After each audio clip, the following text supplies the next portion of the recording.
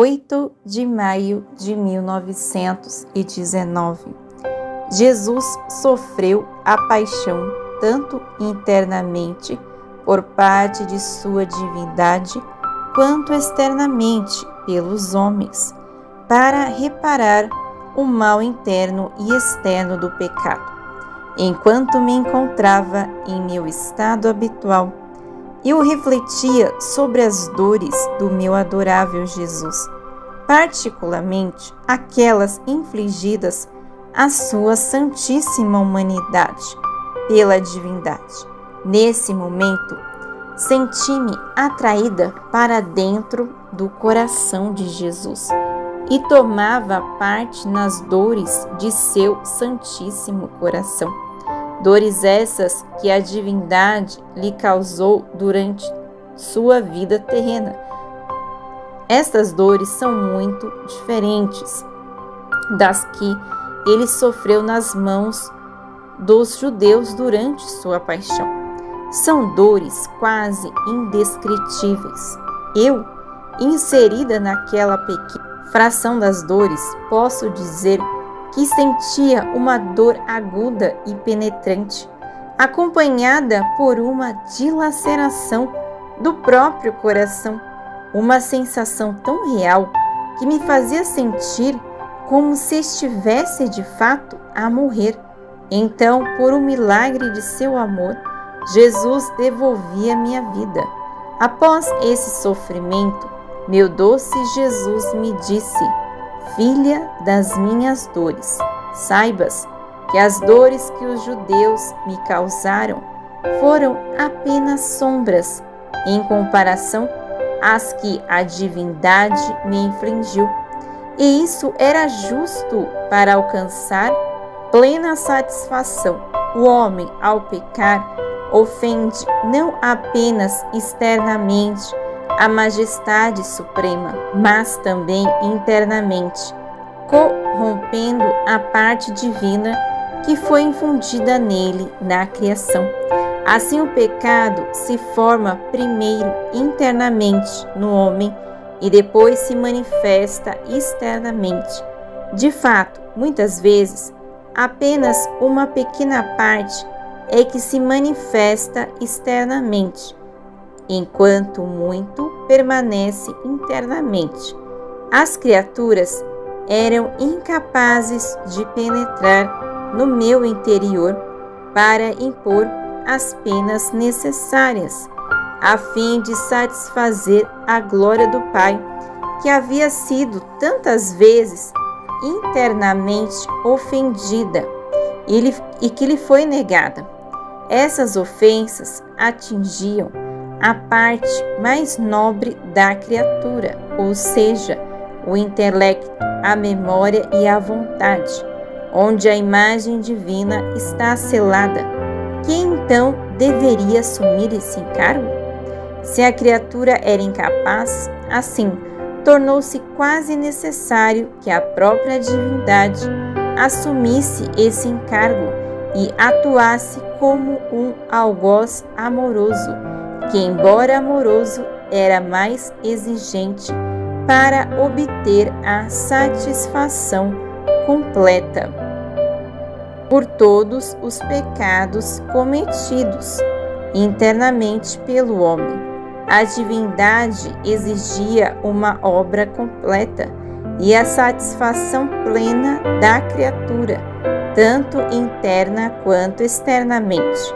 Na paixão que me foi infligida pelos judeus, eu satisfiz a glória externa do Pai, que as criaturas lhe haviam tirado.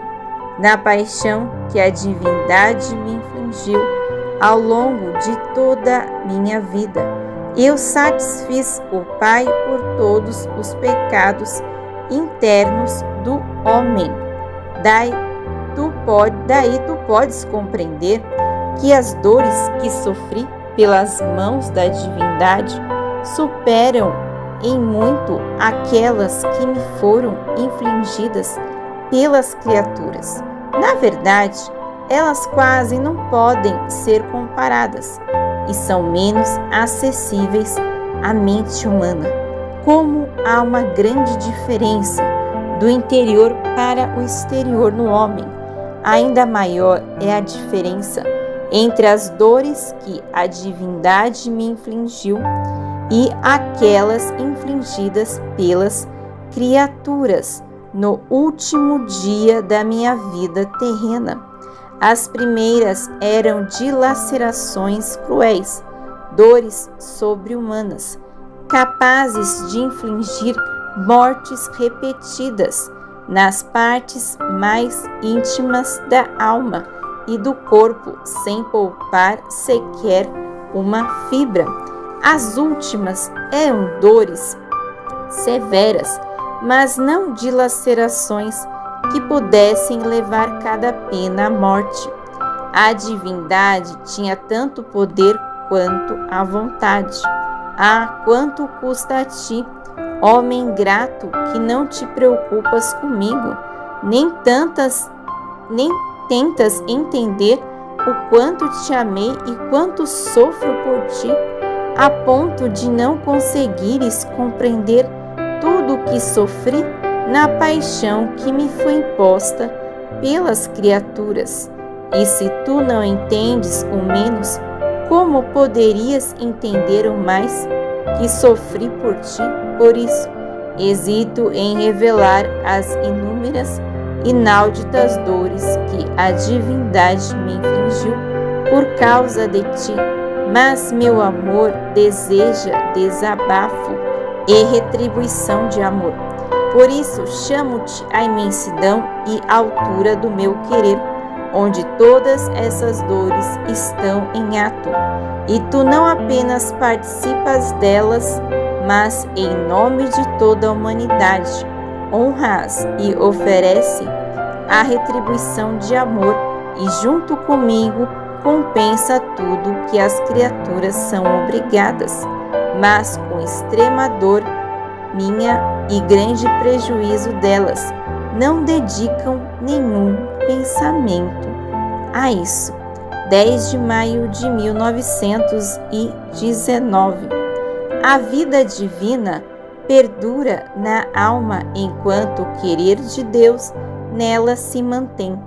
Eu estava muito aflita e quase preocupada com o meu mísero estado, quando Jesus, desejando distrair-me dos pensamentos sobre mim mesma, falou-me: minha filha, o que estás fazendo? Pensar em ti mesma te afasta da minha vontade, e ignoras que enquanto minha vontade permanece em ti, permanece também a vida divina, e que ao acessar o meu querer, cessará igualmente a vida divina, fazendo-te retomar tua vida humana. Que bela troca fazes!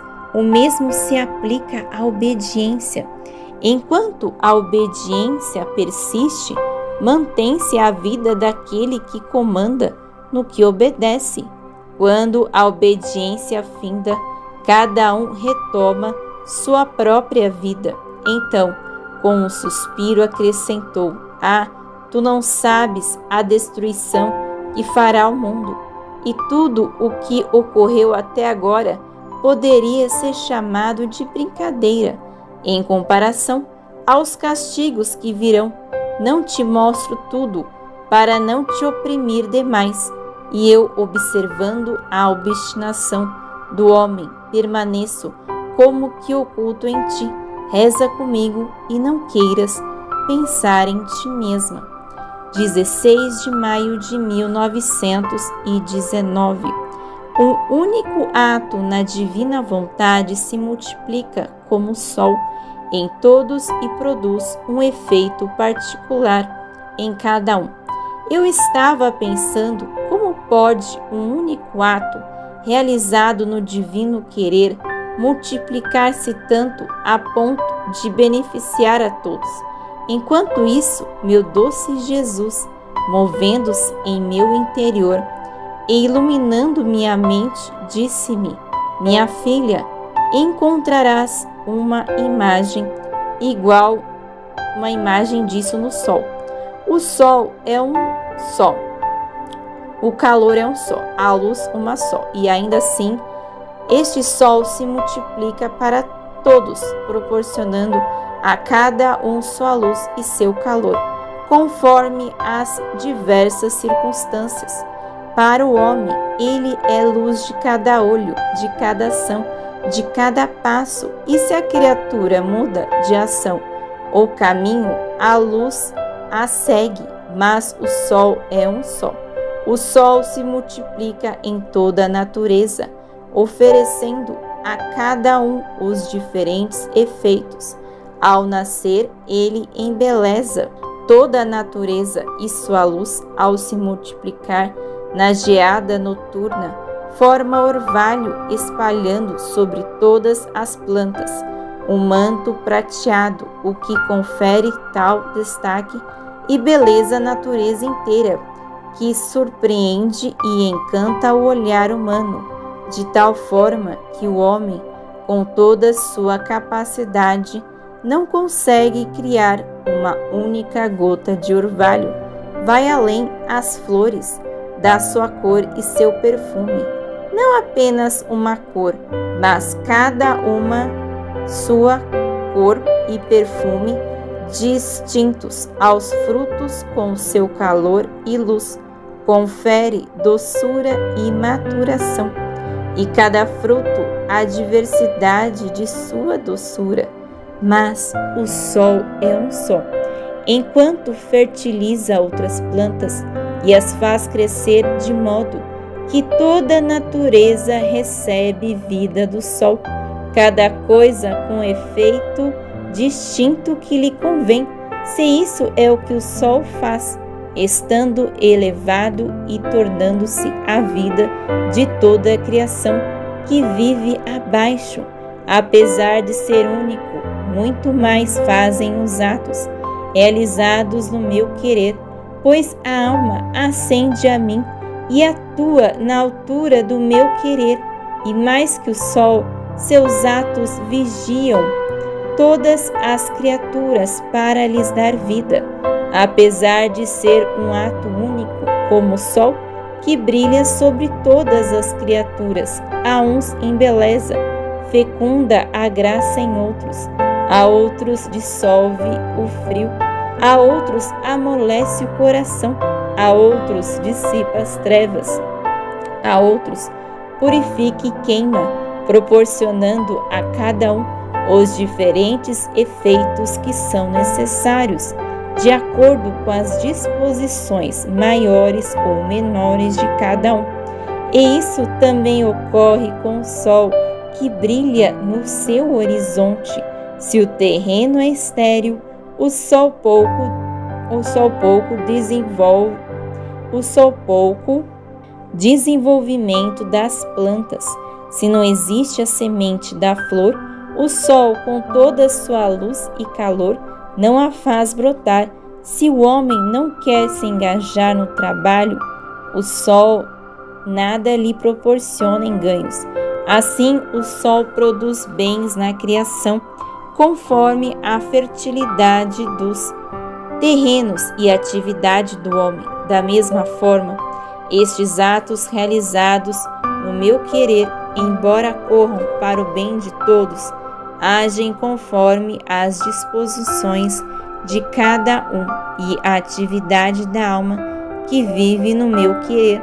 Assim, cada ato adicional feito no meu querer é como um novo sol que resplandece sobre todas as criaturas. Depois procurei me fundir em meu Jesus, em seu querer, multiplicando meus pensamentos nos seus, para reparar e substituir-me por todas as inteligências criadas presentes, passadas e futuras.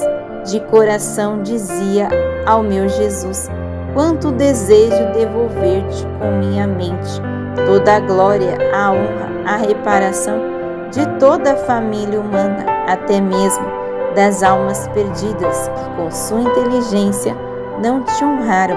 E ele, parecendo satisfeito, beijou-me na testa, dizendo: e eu, com meu beijo, selo todos os teus pensamentos com os meus, para que sempre encontre em ti todas as mentes criadas e em nome delas eu receba contínua glória, honra e reparação. Livro do Céu, volume 12. Escrito, serva de Deus Luísa Picarreta.